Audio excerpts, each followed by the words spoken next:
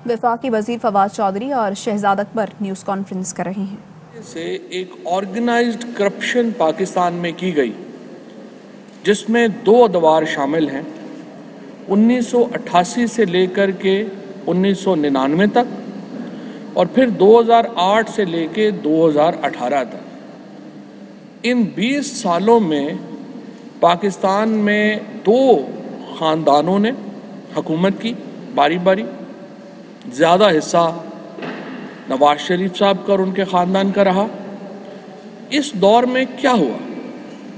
इस दौर में अरबा रुपया पाकिस्तान से चोरी किया गया, उसको मुख्तलिफ तरीक़ों से पाकिस्तान से बाहर भेजा गया और उसके बाद वहाँ पर जायदादें खरीदी गईं। अब इसका एक हिस्सा है जो हमें मालूम है। नवाज शरीफ साहब के 4 अपार्टमेंट्स हैं मार्बल आर्च में, जहाँ वो खुद रहाइश पजीर हैं। उनके दोनों बेटे रहाइश पजीर हैं। और ये सिलसिला उस वक़्त ज़्यादा सामने आया जब हमने देखा कि मरियम नवाज शरीफ साहिबा टीवी पे आईं और उन्होंने कहा कि हमारी लंदन तो क्या, पाकिस्तान में भी कोई प्रॉपर्टी नहीं। उसके कुछ अरसे बाद दोबारा मैं यहाँ पे ऐड करना चाहता हूँ, हमने बात नहीं की थी। एक जर्मन अखबार था सदित्से ज़ैटबर्ग, जिसमें दुनिया के जो बदनाम तरीन हुक्मरान हैं उनकी जायदादों की कहानी दी गई, जिसे हम पैनामा स्कैंडल के नाम से जानते हैं। इसमें बताया गया कि जहाँ पे दुनिया के और बेशुमार हुक्मरानों ने अपने अपने, और इसमें क्या कॉमन था? इसमें कॉमन ये था कि जो गरीब तरीन ममालिक हैं उनके हुक्मरान अमीर तरीन थे और उन्होंने अपने मुल्क से पैसा लेके ज़्यादातर अमीर मुल्कों में लगाया था। पाकिस्तान में से शरीफ फैमिली का नाम इस स्कैंडल में आया और हमें पता चला कि पाकिस्तान से अरबा रुपया बाहर ले जाया गया और उससे जायदादें खरीदी गईं। लिहाजा इस वक्त तक हमें मालूम है कि 4 अपार्टमेंट्स नवाज शरीफ साहब के मार्बल आर्च में हैं।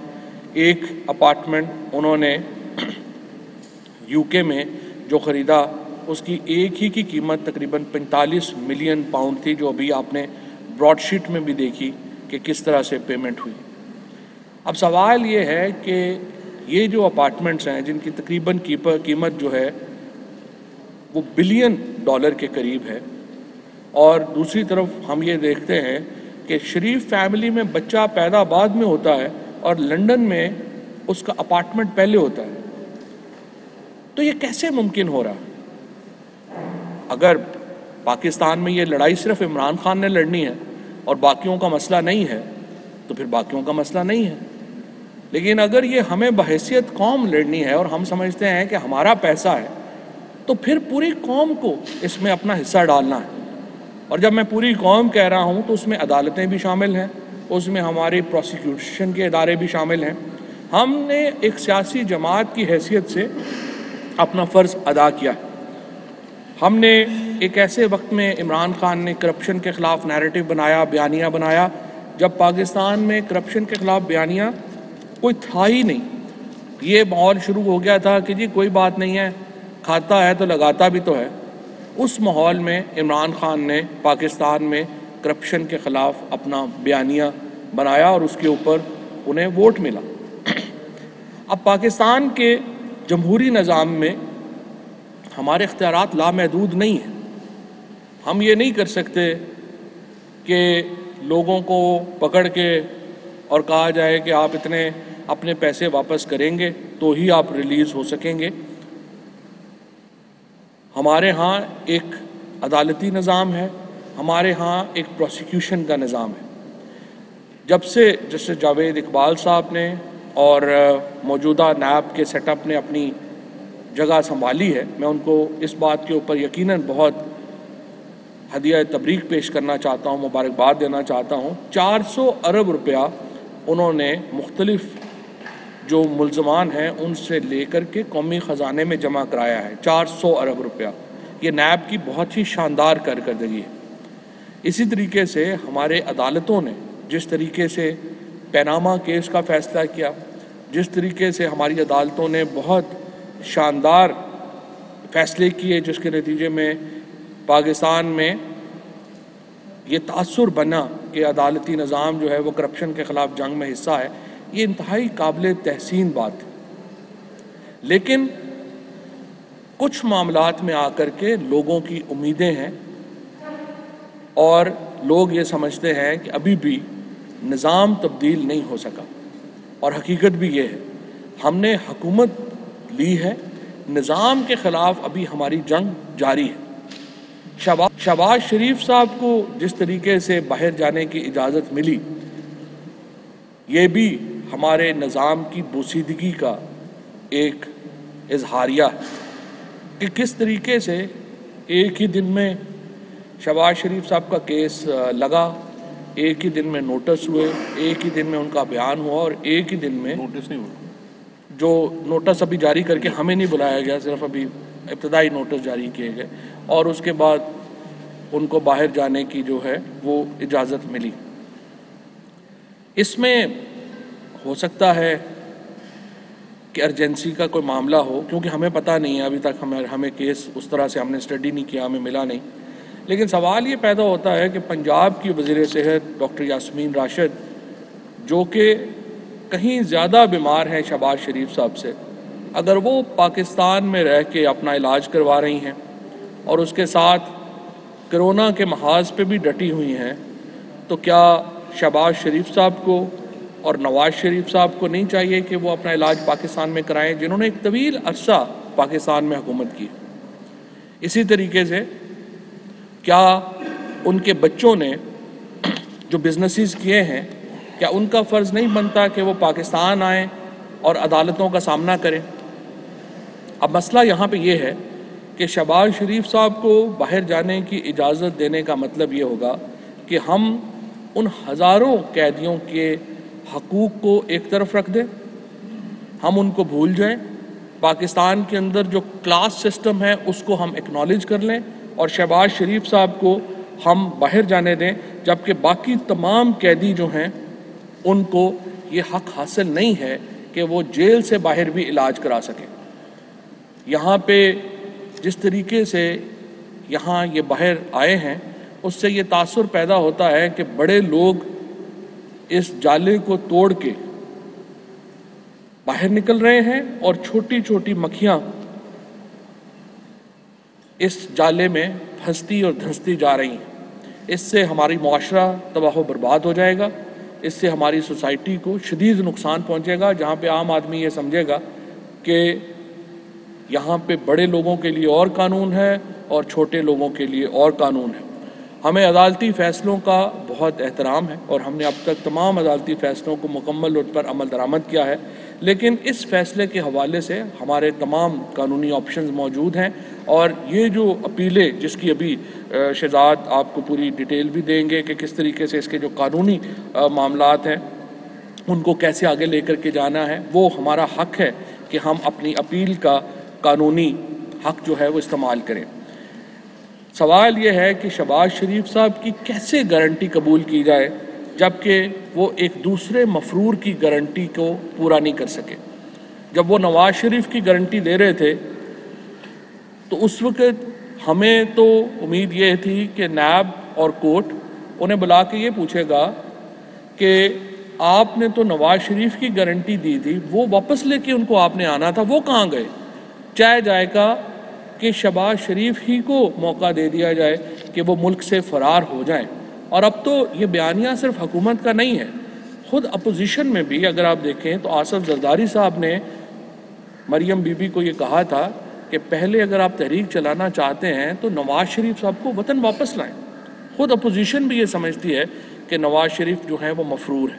اس سے پہلے شہباز شریف صاحب نے کہا کہ میری کمر میں درد ہے اور وہ لندن گئے، اور پھر آپ نے اور ہم نے دیکھا ان کی جو ویڈیوز آئیں وہ تو سڑکوں پہ دوڑتے پھر رہے تھے، کوئی مسئلہ نہیں تھا. اب اس کیس کی جو اہمیت ہے اور اس کی جو لیگل اور ٹیکنیکل اہمیت ہے اس کے اوپر میں ریکویسٹ کروں گا شہزاد اکبر صاحب سے کہ وہ اس کے اوپر تفصیل سے روشنی ڈالیں. ہمارا موقف بڑا واضح ہے. ہم کہتے ہیں کہ قانون جو ہے وہ برابر ہونا چاہیے نواز شریف فیملی کے لیے بھی اور عام لوگوں کے لیے بھی, اور چھوٹے چوروں کو بھی جو حقوق وہی ملنے چاہیے جو اس طرح کے بڑے چوروں کو حقوق حاصل ہیں. نظام کے خلاف ہماری جدوجہد جاری رہے گی, اور اس طرح میں نے عرض کیا یہ جدوجہد صرف عمران خان کی نہیں ہے, ہمارے پورے معاشرے کی ہے, اور ہر ادارے کو اس میں اپنا کردار ادا کرنا چاہیے. شہزاد جی السلام علیکم. دو چیزیں ہیں جس میں آپ سے مختصراً بات کرنا چاہتا ہوں, اور کچھ اس میں کلیریفیکیشن بھی ضروری ہے. ویسے تو اس طرح کے عدالتی حکم جتنے بھی ہوتے ہیں ان کا معاملہ عدالت میں ہی اس کو چیلنج کیا جانا ہے, اور اس کا ایک پروسیس بھی ہے, بیکاز وہ لاسٹ ورکنگ ڈے پہ تھا, اور اب نیکسٹ ورکنگ ڈے پہ جو بھی حکومتی قانونی لایا عمل ہوگا وہ فورس میں آئے گا. لیکن آج آپ لوگوں سے بات کرنا اور ان تمام چیزوں کے اوپر روشنی ڈالنے کی سب سے بنیادی وجہ, اور یہ میں بالکل شروع میں کہنا چاہتا ہوں, اس کی بنیادی وجہ ہمارے اپوزیشن میں جو مسلم لیگ نون کے کچھ لوگ ہیں جو کل سے 2-4 دنوں سے اور اگلے آنے والے دنوں کی بھی میں آپ کو پیشن گوئی کر رہا ہوں کہ انہوں نے بار بار یہ چیزیں دہرانی ہیں, اور جس طرح سے میں یہ سمجھتا ہوں کہ وہ عدالت کو مسلیڈ کرتے ہیں وہ عوام کو بھی گمراہ کرنے کی کوشش کر رہے ہیں اور کریں گے. اس لیے یہ جو کچھ چیزیں فیکچول آپ کے سامنے رکھنا, اور اس میں ذرا برابر بھی میرا اوپینین شامل نہیں ہے, وہ بڑا ضروری ہے. سب سے پہلے آ جاتے ہیں جو شہباز شریف کے صاحب کے باہر جانے کا معاملہ ہے.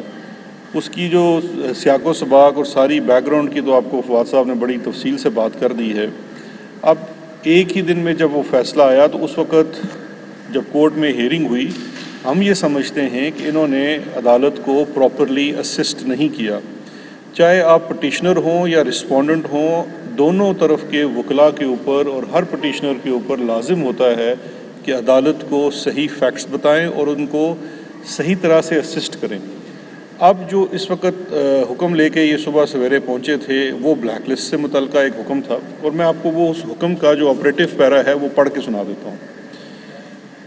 اس میں لکھا ہے, keeping in view the past conduct and travel history the fact that name of the petitioner is not in the exit control list at the moment, the name of petitioner in black list if already placed will not stop the petitioner from one time visit to UK. آگے date لکھی ہوئی ہے. اب عرض یہ ہے کہ جو عدالتی حکم ہے وہ لیٹر اینڈ اسپرٹ میں تو بلیک لسٹ کا ہے. مختلف تحقیقاتی اداروں نے مختلف کیسز کے اندر ان کا نام PNIL ایک لسٹ ہے جو کل ان کی میں حیرت ہوتی ہے کہ ذاتی ملازموں کو وکیل کے طور پہ پیش کر دیتے ہیں. وہ ایک عطا تارڑ صاحب ہیں جو ان کے PSO تھے, وہاں سے اٹھ کے آپ اپنے آپ کو کہتے ہیں میں وکیل ہوں. پتہ نہیں مجھے تو کیسے وہ وکیل ہیں. وہ انہوں نے کل PNIL کا ایک نیا پتہ نہیں نام بتایا تھا, person not in the list. میں اس پہ بڑا حیران ہو رہا تھا کہ اگر یہ لیگل اسسٹنس مل رہی ہے, یہ پروویژنل نیشنل آئیڈینٹیفیکیشن لسٹ ہے. یہ سپریم کورٹ آف پاکستان کے اس کے اوپر بھی ڈیلیبریشنز ہو چکی ہیں, اس کی باقاعدہ SOPs بنی ہوئی ہیں. تو یہ وہ لسٹ ہے. ان کا جو ECL میں نام ڈالنا, چونکہ یہ پہلے جیل میں تھے تو, اور پرانے کیسز میں جب ان کا ECL کے اوپر نام تھا تو اس سے نکالا جا چکا تھا عدالتی حکم سے. نئی ریکویسٹ جو ہے وہ ان پروسیس ہے. لاسٹ ورکنگ ڈے کے اوپر جب یہ آرڈر آیا تو وہ بلیک لسٹ سے متعلقہ تھا. اب یہ چونکہ اس کے اندر جو ایشوز ریز ہوئے ہیں, جو کچھ کلیریفیکیشنز ہیں, اس کو لے کے حکومت اس کی اپیل کرے گی اس آرڈر کے خلاف, اور پھر اس کے بعد دیکھا جائے گا کہ کیا ہے, کہ نیکسٹ اس میں اسٹیپ کیا ہونا ہے. اب دوسرا اس کے اندر جو جانے کا تو معاملہ مجھے نہیں سمجھ آتی, کیونکہ عدالت کے سامنے اب حکومت بھی اپنا موقف لے کے جائے گی, اور جو تحقیقاتی ادارے جن کو یہ مطلوب ہیں, اور پھر اس کے ساتھ ساتھ وہ فیکٹ جو فواد نے ذکر کیا کہ یہ آلریڈی مفرور ہیں. اور کل سے ایک بڑی بات کی جا رہی ہے کہ جیسے عدالتی حکام کی ہم کوئی حکم کی حکومت کو کوئی عزت نہیں ہے.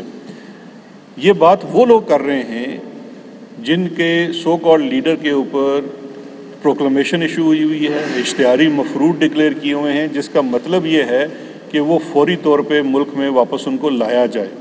اور ہر قانون کو جاننے ماننے والے شخص کے لیے ضروری ہوتا ہے, پروکلمیشن کا مقصد کیا ہوتا ہے, جب کسی کو اشتہاری ملزم قرار دیتے ہیں تو ہر شہری کے اوپر لازم ہے کہ جس کو جہاں ملے اس کی اطلاع دے یا اس کو پکڑ کے حوالہ پولیس کرے تاکہ اس کے مقدمات آگے چل سکے.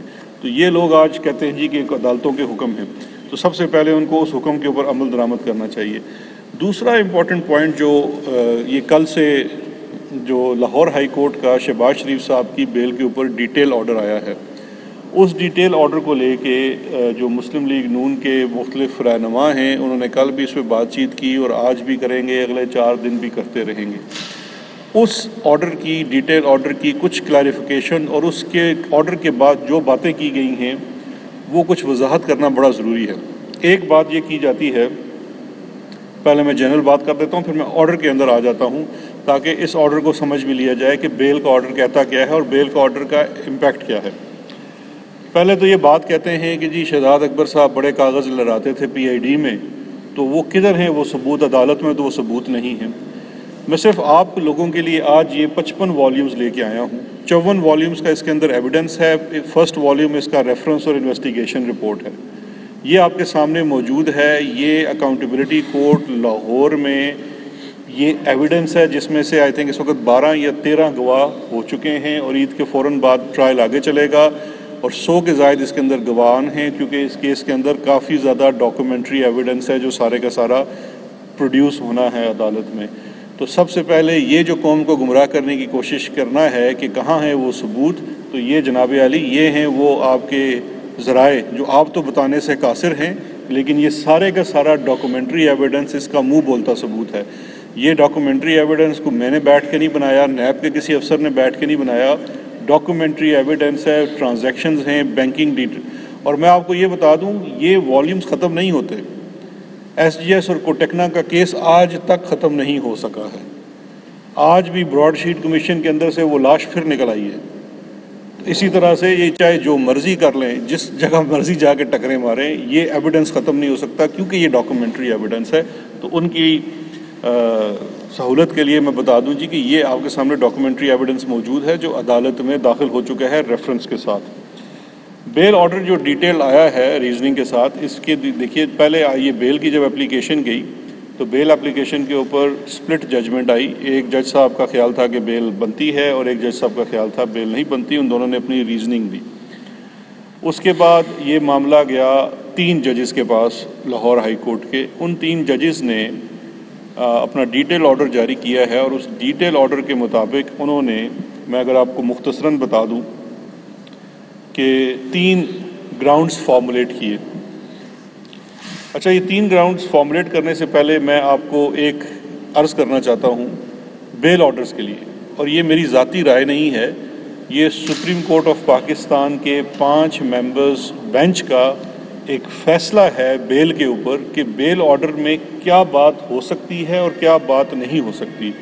اور سپریم کورٹ آف پاکستان کا وہ جو فیصلہ ہے وہ جو پرنسپلز ہیں انصاف کے، ان کو سامنے رکھتے ہوئے وہ فیصلہ کیا گیا ہے. یہ فیصلہ ہے PLD 2019 سپریم کورٹ 445. یہ اس کی سائٹیشن ہے. یہ نواز شریف صاحب کے کیس کے اندر ہی جاری ہوا تھا. اس کے اندر بیل کے جب فیصلہ لکھا جاتا ہے ڈیٹیل، تو ایک پرنسپل لے ڈاؤن ہے جو آلریڈی ایگزسٹنگ ہے. اس فیصلے میں یہ ری ایٹریٹ ہوا، یعنی کہ دوبارہ سے سپریم کورٹ نے یاد دلایا تمام کورٹس کو کہ جب آپ نے بیل کا آرڈر لکھنا ہے تو اس کا پرنسپل آپ کے سامنے کیا ہونا چاہیے. میں صرف 2 چیزیں آپ کو عرض کرنا چاہوں گا. ایک انہوں نے، اور یہ نیب کے ہی کیس کا ہے، اس میں انہوں نے لکھا کہ جو ججمنٹس ہیں ہائی کورٹ کی، court deprecated the practice of writing lengthy judgments in bail matters and observe that instead of adhering to the guidelines issued and recommendations made by the Supreme Court in case of Muhammad Shakil versus the state regarding shorter format of the order to be passed in matters in bail, High Court impugned judgment relating to bail upon suspension of sentence spanned over 41 pages. اور اگلا principal انہوں نے late down کیا کہ while deciding such an application, merits of the case were not to be adverted or commented upon in any detail. کہ جب آپ بیل کا فیصلہ لکھتے ہیں تو کیس کی ایویڈنس کے اوپر، چونکہ آپ بیل کا فیصلہ لکھ رہے ہیں، ایویڈنس کے اوپر چاہے اس کے حق میں ہو یا اس کے خلاف ہو، آپ کامنٹ نہیں کر سکتے بیکاز وہ اپلیکیبل نہیں ہوتی، وہ پریجوڈیشل ہو جاتی ہے یا پروسیکیوشن کے کیس کے خلاف یا ڈیفینس کے کیس کے خلاف، دونوں صورتوں میں آپ نے نہیں کرنا. اور یہ ایک لیڈ ڈاؤن پرنسپل ہے، گائیڈ لائن ہے بیل آرڈرز کا کیا. اور یہ چونکہ 41 صفحوں کا ایک بیل آرڈر لکھا گیا تھا، اس کو ڈٹر کرنے کے لیے سپریم کورٹ نے یہ گائیڈ لائنز دی. یہ آرڈر بھی 40 صفحوں کا ہے which is again a challengeable. This is a ground for appeal. ہم آپ کو بتا رہے ہیں کہ پہلی گراؤنڈ اس آرڈر کے لیے یہ گراؤنڈ ہے. اس کے بعد اب بیل آرڈر پہ آ جائیے تو بیل آرڈر کے اندر 3 چیزوں پہ انہوں نے ان کو پوائنٹس کیے کہ جی چونکہ یہ ایک ریفری بینچ تھا جس کے پاس میٹر آیا، 3 انہوں نے کہا ہم نے کوشچنز فریم کیے. پہلا یہ تھا کہ کیا فیکٹس اور میرٹس کے اوپر بیل ہو سکتی ہے. دوسرا پوائنٹ یہ تھا کہ کیا میڈیکل گراؤنڈ اس کیس میں ہے جس پہ بیل ہو سکتی ہے. اور تیسرا گراؤنڈ تھا ڈیلے ان ٹرائل، کیا اس کے اوپر بیل ہو سکتی ہے. اس کے اوپر اس ہائی کورٹ کے جو ڈیٹیل فیصلے کے اندر انہوں نے بی اور سی جو پوائنٹ ہے، یعنی کہ میڈیکل گراؤنڈ اور ڈیلے ان ٹرائل جو ہے یعنی کہ ٹرائل کی طوالت ہے، اس کے اوپر اسجد گورال صاحب کے فیصلے سے ایگری کیا تینوں ججز نے. یعنی کہ 4 ججز نے یہ کہہ دیا کہ نہ ہی اس کیس میں کوئی میڈیکل گراؤنڈ ہے. اور یہ بڑا امپورٹنٹ پوائنٹ ہے سمجھنے کے لیے کہ اس کیس میں نہ ہی کوئی میڈیکل گراؤنڈ ہے اور نہ ہی مقدمے کی جو طوالت ہے اس کی وجہ سے بیل ہونی چاہیے. اب یہاں 2 سوال پیدا ہوتے ہیں جو کہ آف کورس اپروپریٹ فورم ہے، اس میں اپیل ہونی چاہیے اور وہ اپیل کریں. پہلا یہ ہے کہ اگر میڈیکل گراؤنڈ نہیں ہے تو جو اب شہباز شریف کو انہوں نے سہولت لینے کی کوشش کی میڈیکل گراؤنڈ میں پاکستان سے باہر جانے کی، اور میڈیکل گراؤنڈ اور میڈیکل چیک اپ کے لیے ان کو اجازت دی گئی، تو یہ 2 فیصلوں میں کانٹراڈکشن آ گیا. اس لیے اس فیصلے میں اپیل ہونی چاہیے. اور وہ 4 ججز نے کہا کہ میڈیکل گراؤنڈ نہیں ہے. اب سنگل جج بینچ کہہ رہا ہے کہ یہ جا سکتے ہیں میڈیکل کے لیے.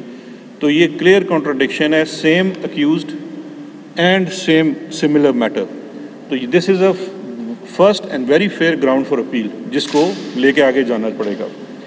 دوسرا یہ کہا گیا کہ مقدمے میں طوالت کی وجہ سے بیل نہیں ہو سکتی. اچھا، چونکہ اس میں ہم اپیل کی بات کر رہے ہیں تو اپیل کے لیے یہ بھی گراؤنڈ بڑا ویلڈ ہے، کیونکہ اسی کیس میں جو دوسرے کو اکیوزڈ ہیں حمزہ شہباز، ان کو ہارڈ شپ اور مقدمے کی طوالت کی وجہ سے بیل دی گئی.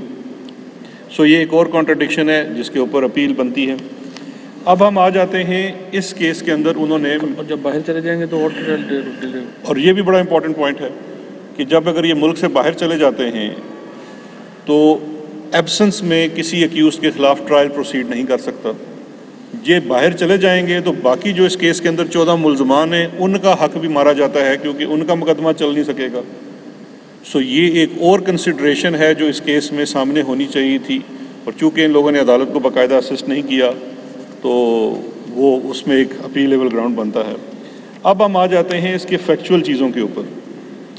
فیکچول چیزوں کے اوپر جو ہم سمجھتے ہیں، اور یہ چیز انہوں نے بار بار کہی، آج کچھ اخباروں نے ہیڈ لائنز بھی لگائی ہوئی تھی کہ جی کرپشن کا کوئی ثبوت نہیں ہے اور کرپشن کا کوئی الزام نہیں ہے. دیکھیے، کرپشن نیشنل اکاؤنٹیبلٹی بیورو کے سیکشن جو آرڈیننس ہے 99 کا، اس کے سیکشن 9 کے تحت 12 اس کی تقریباً میرے خیال میں شکیں ہیں جس کے تحت کرپشن اینڈ کرپٹ پریکٹسز کا لفظ لکھا گیا ہے کہ یہ 12 ایسے اوفینسز ہیں جن میں سے ایک بھی کمٹ ہوگا تو اس کا مطلب ہے کرپشن اور کرپٹ پریکٹسز ہوئی. اس میں سے ایک اوفینس ہے 9A5 کا جو ہے asset beyond means. Asset beyond means کسی پرائیویٹ آدمی کے اوپر نہیں ہو سکتا. نیب کا آپ صحافی ہیں، آپ کے اوپر نہیں ہو سکتا، کوئی دکاندار ہے اس کے اوپر نہیں ہو سکتا، کوئی فیکٹری اونر ہے اس کے اوپر نہیں ہو سکتا. یہ صرف اور صرف پبلک آفس ہولڈر کے اوپر ہو سکتا ہے. اور اس کی وجہ ہے کیونکہ اسی قانون کے اندر پریزمپشن کا ایک سیکشن ہے جو یہ کہتا ہے کہ اگر پبلک آفس ہولڈر کے جو اثاثے ہیں اس کی آمدن سے زائد ہیں تو اس کا مطلب ہے کہ اس نے کرپشن کی ہے. اب یہ دوسری چیز سمجھنا ضروری ہے کہ یہ قانون صرف پاکستان میں نہیں ہے، یہ دنیا کے تقریباً تمام ممالک میں اس طرح کے قوانین پائے جاتے ہیں. میں آپ کو برطانیہ کی مثال دے دیتا ہوں. ان ایکسپلینڈ ویلتھ آرڈر عام آدمی کے اوپر نہیں ہو سکتا، پیپ کے اوپر ہو سکتا ہے. پیپ کیا ہے؟ پولیٹیکلی ایکسپوز پرسن، جو آپ کے ہاں پبلک آفس ہولڈر کہلاتا ہے. تو یہ سمجھنا بڑا ضروری ہے کہ کرپشن صرف اس صورت میں نہیں ثابت ہوتی کہ آپ کسی سے نوٹ لیتے ہوئے پکڑے جائیں، ویسے ہی جتنے سیانے ہیں مجھے لگتا ہے ایک دن یہ بھی اس طرح بھی ثابت ہو جانا ہے، کسی سے بیگ لیتے پکڑے جائیں گے. لیکن صرف یہ ضروری نہیں ہے، آپ کے اثاثے جو آپ سے برآمد ہوتے ہیں آپ کے آمدن سے زائد وہ کافی ہیں. دوسرا ایک چیز جو صرف نظر کر دی گئی وہ منی لانڈرنگ ہے. منی لانڈرنگ وہ ناسور ہے جس کی وجہ سے آج پاکستان گرے لسٹ میں ہے فیٹف کی، اس کو بھی صرف نظر کر دیا گیا. ان کے اوپر منی لانڈرنگ کے الزامات ہیں اور یہ اس گروہ کے سرغنہ قرار پائے ہیں اس کیس کے مطابق جس نے منی لانڈرنگ کی. اب آ جاتے ہیں اس کے اندر جو ان کی ججمنٹ کے اندر کچھ چیزیں ہیں جو میں سمجھتا ہوں صرف نظر ہوئی اور اس کے اوپر اپیل بنتی ہے اور نیب کو اس میں ضرور اپیل کرنی چاہیے. ایک یہ گراؤنڈ لکھا ہوا ہے اور اس کے اوپر بہت زیادہ بات کی جائے گی جی کہ نیب نے کہا ہے کہ شہباز شریف کا کوئی ڈائریکٹ لنک نہیں ہے، کسی بھی ٹی ٹی کے ساتھ کوئی ڈائریکٹ لنک نہیں ہے. یہ جی ہائی کورٹ کے فیصلے نے کہہ دیا. پہلی بات میں نے بتا دی کہ یہ بیل آرڈر ہے. دوسرا، نیب کا اگر آپ والیوم 1 میں ریفرنس دیکھیں اور آئی او رپورٹ دیکھیں تو نیب کا کیس کیا ہے کہ شہباز شریف کے ایسٹس میں جو اضافہ ہوتا ہے وہ اس کے خاندان کو ملنے والی جعلی ٹی ٹیز کے تھرو ہوتا ہے جس کو شہباز شریف خود ڈائریکٹلی استعمال کرتا ہے، اور وہ سارے اثاثے استعمال ہوتے ہیں ان کی پہلی جو زوجہ ہیں نصرت شہباز ان کے اکاؤنٹ سے. اور کچھ ایسے انسیڈنٹس ہیں جو اس آرڈر میں نہیں لکھے گئے لیکن میں آپ کو ان کا حوالہ دینا بڑا ضروری سمجھتا ہوں کہ آئی او رپورٹ میں اور ان 55 والیومز میں اس کا ایویڈنس ہے جو کورٹ میں کچھ پروڈیوس ہو چکا ہے اور باقی پروڈیوس ہونا باقی ہے. اس میں سے سب سے پہلے ضروری یہ ہے ڈائریکٹ ٹرانسفر ہے 4.9 ملین کا اگست 2008 میں نصرت شہباز سے شہباز شریف کے اکاؤنٹ میں ان کے پرسنل یوز کے لیے. جو ٹوٹا لینڈ کروزر ہے شہباز شریف صاحب نے جو انہوں نے امپورٹ کی تھی اس کی ڈیوٹی پے کی، اور یہ صفحہ نمبر 150 ہے آئی او رپورٹ کا. صفحہ نمبر 150 ہے، اس کے اندر یہ واضح طور کے اوپر ڈیٹس کے ساتھ اور پوری چیز دی گئی ہے اور ساتھ اس کے ایویڈنس لگا ہوا ہے. معاملہ بڑا سمپل سا ہے، آپ اگر سمجھتے ہیں آپ فیصلہ کر لیجئے. دوسرے ملکوں میں جیوری ٹرائل ہوتا ہے جو فیکٹس کے اوپر فیصلہ کرتا ہے. میں آپ کو جیوری بنا دیتا ہوں. یہ کہتے ہیں شہباز شریف نے ڈائریکٹ پیسے وصول نہیں کیے اپنے اکاؤنٹ میں. کیا یہ ضروری ہے کہ اس کے اپنے اکاؤنٹ میں ڈائریکٹ آئے ہوں؟ میں نے کسٹم ڈیوٹی دینی ہے اپنی گاڑی کی، میری بیوی کے اکاؤنٹ میں اسی دن سیم ڈیٹ تاریخ بھی مینشن ہے اگست کی 2008 کی 4.9 ملین ہی آتا ہے ٹی ٹی کی صورت میں جو کہ جعلی ٹی ٹی ہے، اور اسی دن اس کے اکاؤنٹ سے میرے اکاؤنٹ میں آتا ہے اور میں کسٹم ڈیوٹی ادا کرتا ہوں.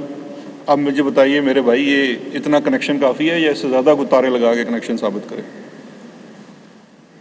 یہ ایک پہلی سی چیز جو بڑی امپورٹنٹ ہے جو صرف نظر ہو گئی. دوسرا ایک اور انسیڈنٹ ہے صفحہ نمبر 53 آئی او رپورٹ کے. اس میں یہ کہا گیا ہے جی یہ نصرت شہباز ڈپینڈنٹ نہیں ہیں. نصرت شہباز ٹیکس ڈکلیریشن میں بتاتی ہیں میری آمدن تو ادھر سے آ رہی ہے ساری. ایک انہوں نے 810 کنال ڈفرنٹ موزاز میں تحصیل چونیا اور فیروز والا میں گفٹ شو کی ہوئی ہے کہ جی مجھے گفٹ ملی ہوئی ہے شوہر کی طرف سے. کہتے ہیں کنیکشن نہیں ہے، وہ انڈیپینڈنٹ ہیں. وہ زمین آج بھی آئی او رپورٹ میں صفحہ 53 پہ لکھا ہوا ہے کہ وہ زمین آج بھی شہباز شریف کے نام پہ ہے، ٹرانسفر ہی نہیں ہوئی. ایف بی آر کے ریکارڈ میں انہوں نے اپنی دکھائی ہوئی ہے نصرت شہباز صاحبہ نے، اور آگے سے شہباز شریف صاحب کے نام پہ ابھی بھی آج موجود ہے ریونیو کے ریکارڈ کے مطابق، اور یہ بھی نیب کے ریفرنس کا اور والیوم کا حصہ ہے.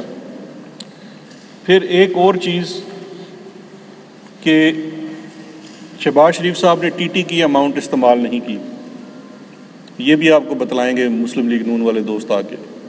یہ بھی غلط ہے.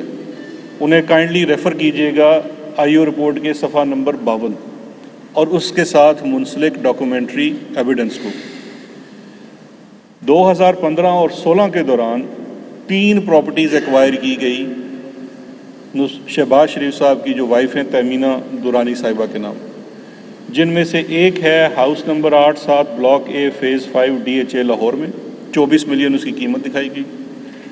دوسرا ہے ہاؤس ایٹ وسپرنگ پائن موزہ مکھنیال 14.7 ملین، یہ اسلام آباد میں۔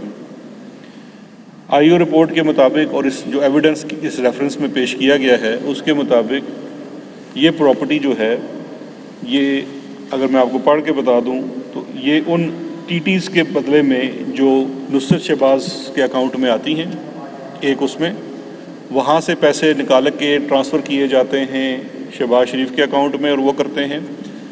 دوسرا ایک کمپنی ہے جی این سی، آپ کو یاد ہوگا دو انہوں نے اپنے ہونہار لوگ، ایک کو پولیٹیکل ڈائریکٹر اور ایک strategy director C M secretariat میں 10 سال اپوائنٹ کر ہی رکھا، ان کے نام کے اوپر فرنٹ کمپنی تھی، یہ بھی ریفرنس کا حصہ ہے۔ اسی دن ان کا کیش بوائے مسرور انور وہی ایگزیکٹ اماؤنٹ نکالتا ہے اور وہی ایگزیکٹ اماؤنٹ ان کے اکاؤنٹ میں ڈالتا ہے۔ اب ان کا لنک کیسے اسٹیبلش ہوتا ہے کہ شہباز شریف صاحب کے علاوہ تہمینہ دورانی صاحبہ بھی یہ ظاہر کرتی ہیں اپنے ٹیکس ریٹرنز میں کہ یہ پراپرٹی مجھے شہباز شریف نے گفٹ کی ہے۔ جب سورس آف انکم آپ نے بتانا ہے تو گفٹ فرام مائی ہسبینڈ، وہ گفٹ فرام میرے ہسبینڈ آ گیا اور ہسبینڈ نے جو پیسے ڈالے وہ ٹی ٹی والے پیسے اس کے اندر ڈالے۔